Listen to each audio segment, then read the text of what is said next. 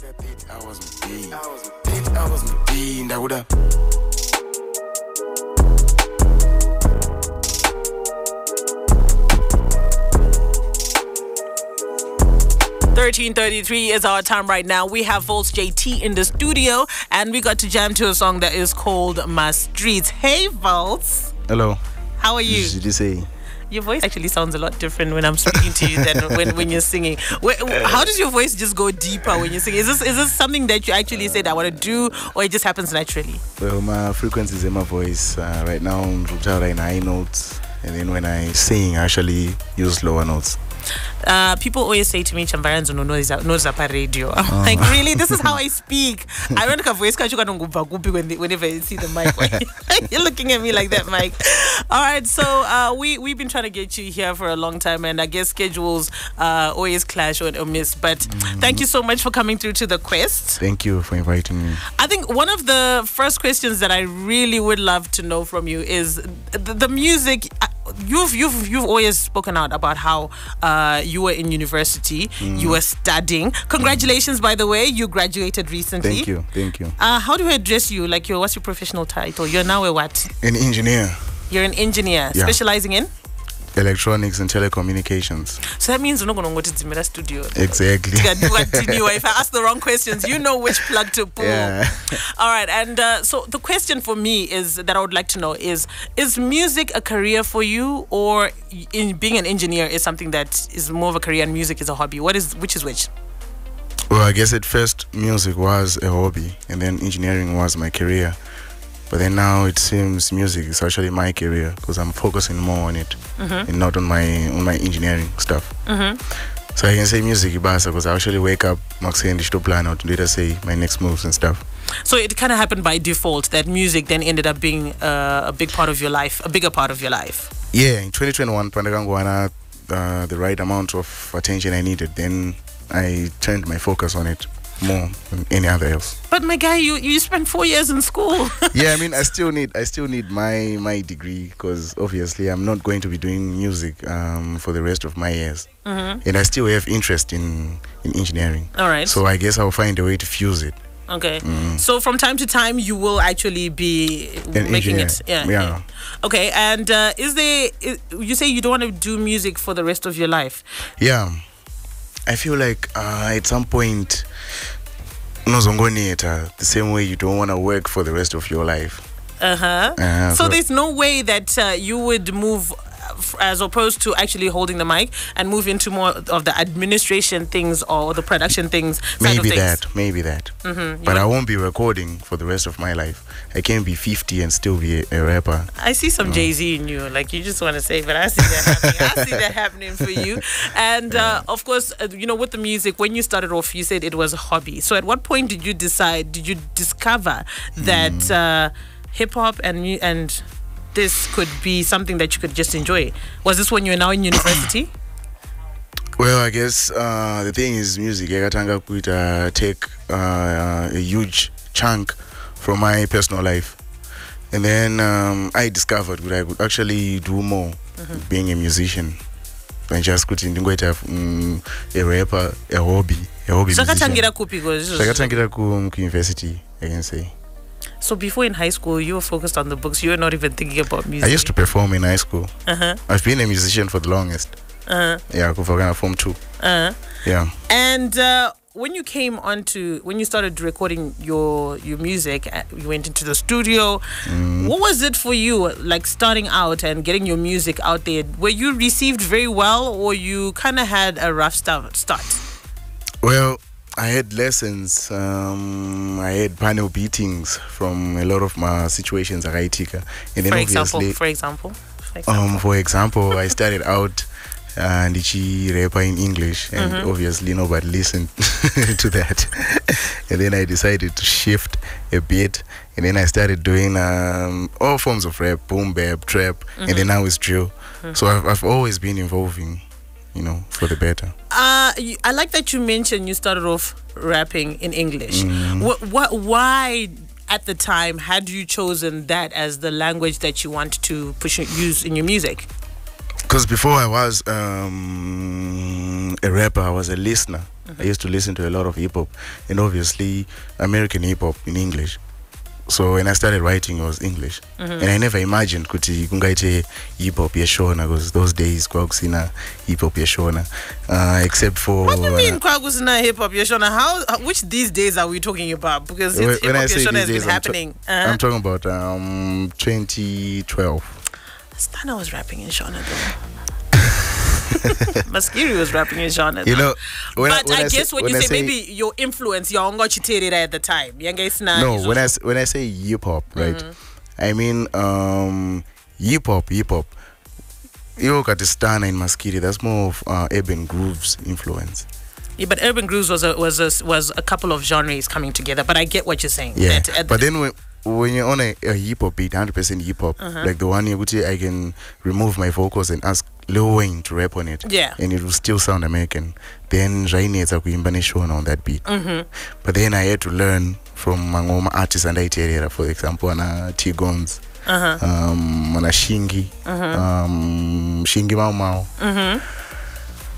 10 Diamond was English, but then Junior Brown. Yeah, don't get influence. I'm going to try to All right. Voltz JT, and this one is called Mangwana. 13:42 is our time right now. We're getting some messages that are coming through on the WhatsApp number, and that's 0731 168 045. Go ahead and get in touch with us if you have any questions that you want to ask the young man. He's here, and you've been winning at this music thing. How does it make you feel to actually see that your hobby paid off in a good way? It doesn't always happen for everybody though. Yeah, I mean, we name thousands of musicians in Zimbabwe, and then not a few make it to the top. But then I feel grateful and thankful, proud of myself, etc., etc. At what point did you realize that you actually had fans? What had happened? Well, my statistics, I used to count my fans, actually 1,000, 2,000, 5,000. I had WhatsApp groups, so I keep my tabs on. Could per day I have to gain like 5 listeners, and then I would make sure to per campus I had conversations around 5, making them listen to my music, and then I add them to my groups. So I grew from 5 people, 10, 25 shenda. I've heard about having WhatsApp groups as an artist, and it's nice that you see that it actually helped you, but I would also like to know how does that work for you as an artist, especially for an upcoming artist to have a WhatsApp group. What are the benefits of doing that? Well, especially because not everyone wants their number. Funny thing is, I had like 20 WhatsApp groups, and not even a long time ago, a few months back. But then line language will crash because of 10,000 messages and stuff. The traffic, But then line language maybe they in the story more WhatsApp groups, because it's more of a personal connection with your listeners, other than when go tear up by YouTube or like my pictures. Like they actually send messages, we're feeling this track, or maybe about Kanganisa or Chimpotayo, and it feels intimate. So do you even post your music on those WhatsApp groups? Yeah, right now I can manage with my manager, Kuzi, because in any line language told you, so I had to change numbers, and then. So is that a strategy of yours, though? That you guys, that's Kuzi share, like, okay, from Life of Muvhimi, kind of one song kungopo yemahara to the fans on WhatsApp. Do you guys do that? No. Because you need to make money. You see, when I say sharing music, I'm going to send my tracks on WhatsApp group. People want to stream up on my YouTube and stuff, but I'm talking about send maybe a link, or send like a message to hello people, my G's, Mugita say, and then they start responding. Say. All right. And we've always wanted to know: are friendships in the music industry real? Especially in hip hop, are they real? Are they real friendships? Cannot my alliances, my associates. Yeah, I feel like my friendships are wonder more. Any industry, in fact, my friendships, they're always my alliances, whatever.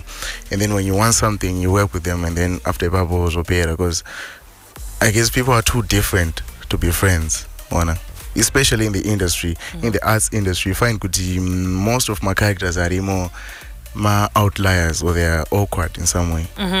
So my best friends, stuff like that, but then if you want to work with someone, then you can be friends at some point, and then most in a separate ways. But couldn't my friends, I believe there are people who are close, like Kiki Kruger. Yeah, those ones. I've actually done a brother and sister. Yeah. Do you have any friends in the industry? And you know what? Someone out there is probably listening to Daira Tinske. Yeah, someone out there is probably listening to my friend.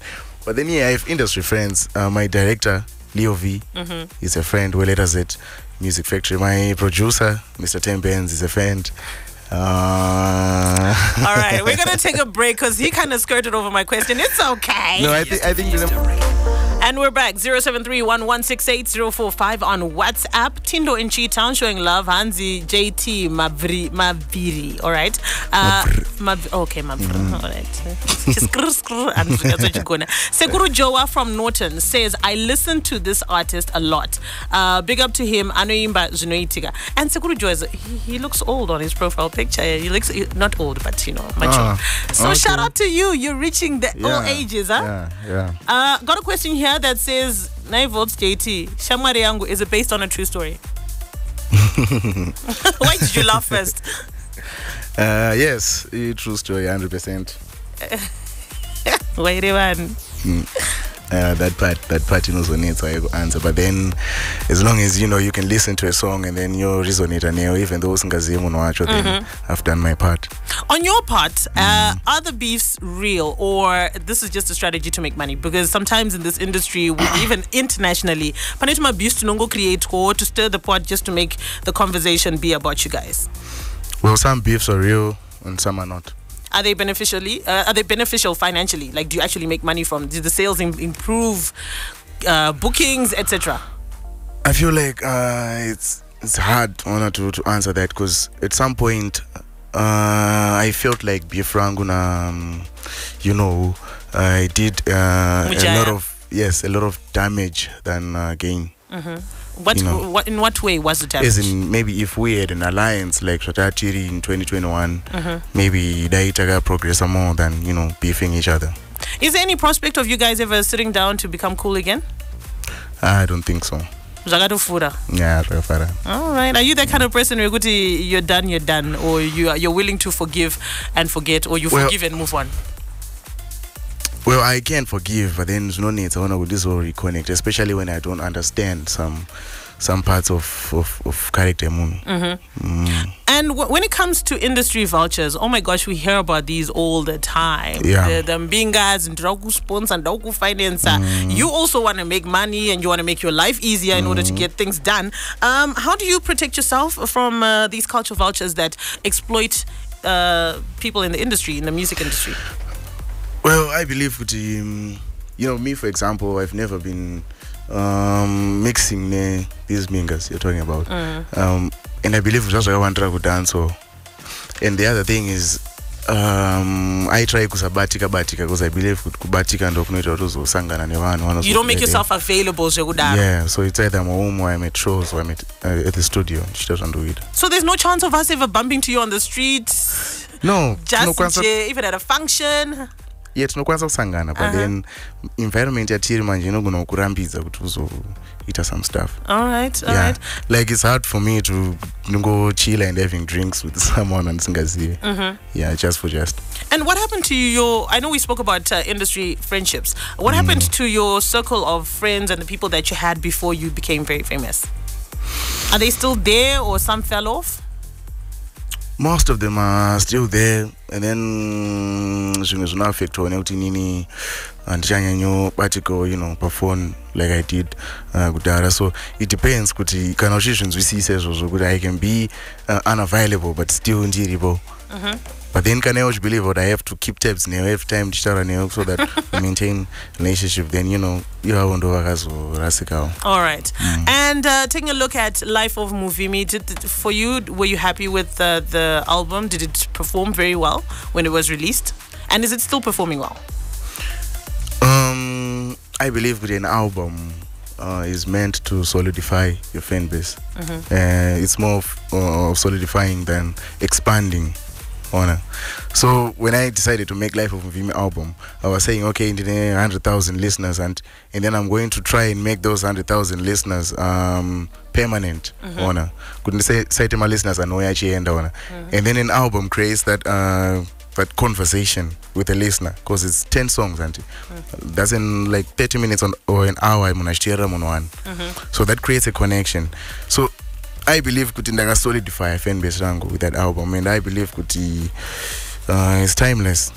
All right. I actually enjoyed Life of Muvhimi, but now taking a look at collaborations, are there any collaborations that you feel you still would like to do moving forward, even though one in Biriako, or you're like, no. For now, I want to show you what I can do.